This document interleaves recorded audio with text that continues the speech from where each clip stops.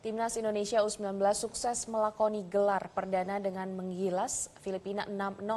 Kemenangan ini bisa menjadi dorongan moral Garuda Muda untuk melakoni laga-laga di Piala AFF U19 berikutnya. Dan untuk membahasnya lebih lanjut kita sudah terhubung dengan pengamat sepak bola dan juga sekaligus wartawan senior Anton Sanjoyo. Bung Joy, selamat pagi Bung Joy. Selamat pagi Iqbal, selamat pagi. Bung Joy, kemarin kita pada saat siang hari berbincang ya, dan prediksi Anda ternyata cukup akurat, menang dengan skor yang cukup banyak begitu selisihnya. Nah, bagaimana Anda melihat hasil dari Timnas Indonesia U19 tadi malam Bung Joy pada saat akhirnya menang 6-0 melawan Filipina? Ya, selain head to head Indonesia melawan Filipina yang sangat baik ya, bahkan sebelum-sebelumnya juga kan Indonesia menangnya dengan skor yang telak ya, 9-0, 7-0. Dan Filipina bukan negara yang dalam sepak bola itu kan negara yang cukup maju gitu. Mereka kan majunya di cabang yang lain, bola basket, baseball gitu-gitu. Jadi memang mereka bukan negara sepak bola, tapi overall Indonesia memang jauh levelnya agak jauh dibandingkan Filipina ya. Kalau saya lihat perkembangan 2-3 tahun terakhir memang Indonesia di kelompok umur maupun di tim senior ini peningkatannya sangat signifikan, terutama dalam cara mereka bermain, determinasi, kecepatan, stamina, semuanya meningkat dengan sangat baik gitu menurut saya. Jadi ketika kemarin kita berbincang tentang Filipina, saya yakin Indonesia bisa menang dengan selisih 2 gol. Tapi ternyata bisa 6 ya. Dan kelihatan betul memang dari awal gebrakan-gebrakan yang dilakukan Indonesia itu, yang U19 ini memang sangat bagus ya, terutama pergerakan-pergerakan dari sayap yang menurut saya sangat cepat dan itu tidak bisa diantisipasi oleh pemain-pemain Filipina. Dan bahkan pemain belakang seperti Iqbal juga bisa bikin gol, malah bikin brace ya, 2 gol gitu loh. Sayangnya memang Arkan Kakak yang posisinya di striker itu memang tidak terlalu kelihatan ya, karena memang pemain yang lain tampil jauh lebih perform sehingga dia agak tenggelam dan digantikan oleh Raven, dan Raven juga sudah bisa bikin gol gitu. Jadi harusnya sih tim yang menang kemarin tidak akan banyak berubah, cuma memang melawan Kamboja atau Timor Leste pasti pelatih Indra Syafri akan melakukan banyak rotasi ya, karena dia harus mencoba banyak pemain karena yang akan dihadapi Indonesia sesungguhnya nanti di semifinal. Saya yakin sih, udah yakin ke semifinal. Entah siapapun lawannya, bisa saja Australia atau nemesis Indonesia biasanya Thailand atau Vietnam atau Singapura gitu loh. Jadi nanti ujiannya di babak semifinal dan final. Oke, Bung Joy, kalau berbicara beberapa pemain ini kan ada yang mencetak brace seperti misalnya Arlansyah dan juga Iqbal. Nah, apakah kedua pemain ini bisa jadi ujung tombak di laga-laga berikutnya? Ya, kalau Arliansyah kan memang dia penyerang di sayap ya. Kadang-kadang di kanan, dia bisa juga bermain di kiri gitu. Jadi dia utility di depan. Kalau Iqbal kan memang pemain belakang. Cuma karena Indonesia sangat dominan, Iqbal bisa sampai ke kotak penalti lawan gitu. Dan beberapa kali dia juga bikin manuver di lini tengah yang sangat bagus ya. Tony juga sangat bagus permainannya, Donitri, Captain juga menurut saya punya kepemimpinan yang sangat bagus. Jadi Indonesia ini punya stok pemain yang menurut saya rata-rata di atas pemain-pemain lain di ASEAN ya. Saya ingin lihat sebetulnya kalau ketemu Australia, Thailand atau Vietnam nanti apakah determinasinya masih sama ya. Kalau masih sama sih saya yakin juara ya. Karena bahkan Australia sekalipun misalnya, sepenglihatan saya permainannya tidak secepat Indonesia. Determinasinya juga menurut saya biasa saja gitu.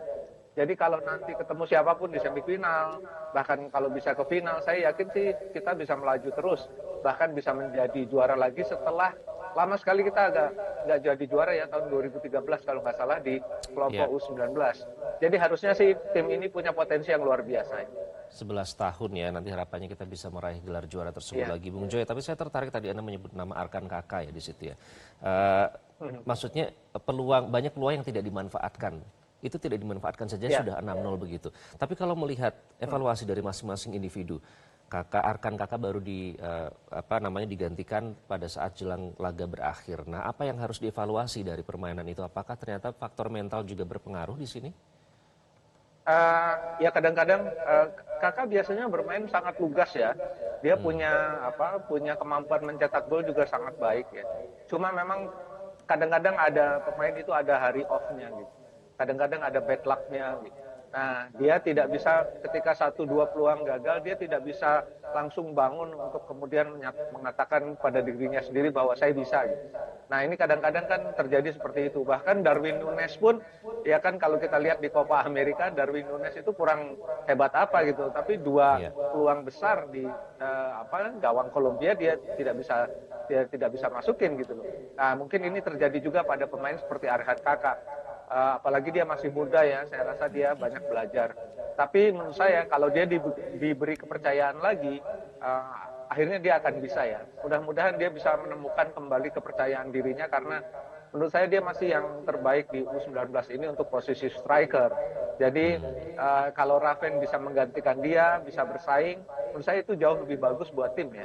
Karena Arhan Kakak dan Raven akan tumbuh bersama dalam persaingan yang sehat. Itu akan membuat Indonesia punya banyak stok pemain untuk di lini depan. Itu kira-kira. Oke, Bung Joy, kalau melihat timnas Indonesia U19 ini kan sama saja melihat regenerasi pembibitan sepak bola Indonesia ya. Bagaimana Anda melihat ini? Ya, harusnya sih Indonesia itu punya banyak sekali bibit yang bisa nanti bersaing di timnas senior ya. Naturalisasi 1-2 orang oke-oke saja gitu loh. Tapi sebetulnya tugas PSSI adalah membreeding pemain-pemain yang berkompetisi di dalam negeri karena itu tugas utamanya. Jadi mereka harus berada di klub-klub yang mumpuni dan mereka punya jam terbang yang tinggi. Sebetulnya Sintayong sebagai pelatih kepala di senior dan dia juga pegang kelompok umur itu bisa mendekati pelatih-pelatih di klub dengan pendekatan bahwa dia punya stok pemain ABCD gitu bisa dititipkan dalam tanda kutip ke pelatih-pelatih di level klub supaya mereka mendapatkan jam terbang yang lebih banyak karena ini untuk kepentingan nasional dan itu sah-sah saja di negara maju seperti Jerman dan lain-lain. Itu pelatih kepala tim nasional senior itu punya hak ya untuk mendatangi pelatih-pelatih di klub dan mengatakan bahwa tolong ini banyak dimainkan si A, si B, si C karena saya butuh untuk tim nasional gitu. Nah, itu tugas Sintayong. Nah, itu tidak pernah dilakukan oleh Sintayong. Dan PSSI pun harusnya bisa melakukan pendekatan itu. Jadi pemain-pemain muda ini adalah memang calon-calon penerus ya, calon-calon penerus yang seniornya. Jadi harusnya sih mereka mendapatkan bukan keistimewaan, tapi mereka karena kemampuannya mereka berhak mendapatkan privilege untuk bermain lebih banyak di klubnya masing-masing. Oke, sebelum membahas yang bibit muda tersebut, Bung Joy, nanti selanjutnya kan akan melawan Kamboja ya. Kamboja baru saja kemarin kalah dari Timor Leste 2-3 di laga perdananya. Nah, tapi ada pernyataan dari pelatih Kamboja U19 Pea Soepeaktra yang menegaskan ia belum menyerah jelang lawan timnas Indonesia meskipun penampilannya cemerlang. Nah, apakah memang harus tetap harus waspada dengan permainan Kamboja nanti yang akan berlangsung tanggal 20 ya nanti, Bung Joy? Ya tentu saja. Dan salah satu penyakit yang sering saya lihat di tim junior ya, di tim kelompok umur itu overconfidence. Nah, mudah-mudahan timnya Indra Safri ini tidak kelebihan kepercayaan diri, meremehkan lawan sehingga hilang irama permainannya. Mereka lebih cenderung mau show off gitu ya, mau memperlihatkan kehebatannya malah tidak keluar gitu. Nah, mudah-mudahan mereka tetap firm. Bagaimanapun masih ada 90 menit melawan Kamboja, itu mereka harus tuntaskan. Dan saya sih tetap yakin ya, kalau mereka tidak meremehkan Kamboja, mereka tetap penuh percaya diri gitu, mereka akan menang juga dengan selisih gol yang agak banyak gitu. Nah, ini yang harus dijaga oleh Indra Safri dan kawan-kawan. Ada Bima Sakti juga di situ saya lihat supaya determinasinya tidak hilang, militansinya tidak hilang untuk tetap bermain dengan konsistensi yang tinggi karena sasaran Indonesia di kejuaraan ini adalah juara gitu ya. Jangan sampai turun, grafiknya menurun sehingga tidak diharapkan saya tidak mengharapkan hasil yang kontraproduktif dengan konsistensi mereka ya. Mereka harus tampil lebih konsisten, kalau bisa grafiknya naik terus sehingga nanti di final siapapun yang akan dilawan Indonesia itu tetap dengan kepercayaan diri yang sangat tinggi. Oke. Oke, Bung Joy, berkaca pada penampilan masing-masing individu kemarin pada saat melawan Filipina, kira-kira skill apa sih yang masih perlu diasah pada masing-masing pemain ini? Ya, masih ada beberapa kesalahan-kesalahan elementer ya, terutama dalam hal passing, lalu transisi menyerang. Ada beberapa kesalahan yang menurut saya kesalahan yang wajar saja karena mereka kan masih dalam proses bertumbuh ya. Tapi menurut saya pada usia sekarang levelnya sudah cukup baik ya untuk bersaing di level ASEAN, bahkan kalau masuk nanti ke level Asia bertemu dengan Jepang atau dengan Korea Selatan di level U19, pada level ini sih cukup bisa diandalkan ya. Mudah-mudahan sih tim ini terus melaju dengan kecepatan yang konsisten, dengan determinasi yang konsisten, sehingga bukan saja bisa bersaing di level ASEAN, yang saya biasa bilang ini kan level kecamatan gitu loh. Bisa bersaing di level provinsi lah, di level Asia gitu ya.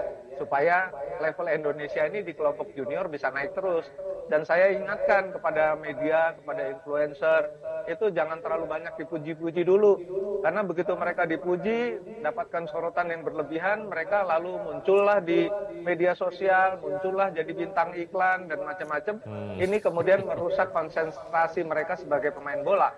Dan biasanya sih terjadi seperti itu ya. Mudah-mudahan tim ini tidak. Mudah-mudahan Indra Safri bisa melindungi tim ini dari sorotan media yang berlebihan, sehingga mereka kelak akan menjadi pemain senior yang bisa Indonesia andalkan di level internasional. Harusnya sih itu yang terjadi pada tim ini ya, karena tim ini sangat menjanjikan. Baik, Bung Joy, itu juga perlu diperhatikan untuk pembentukan mental juga ya, jangan terlalu jumawa dulu begitu, karena masih ada yang harus diwaspadai. Terima kasih Bung Joy, nanti kita nantikan semoga prediksi Anda kembali akurat nanti hasil Timnas Indonesia melawan Kamboja di laga AFF selanjutnya. Anton Sanjoyo, wartawan olahraga senior sekaligus pengamat sepak bola. Terima kasih sudah bergabung dengan Metro Pagi Prime Time. Jelajahi cara baru mendapatkan informasi. Download Metro TV Extend sekarang.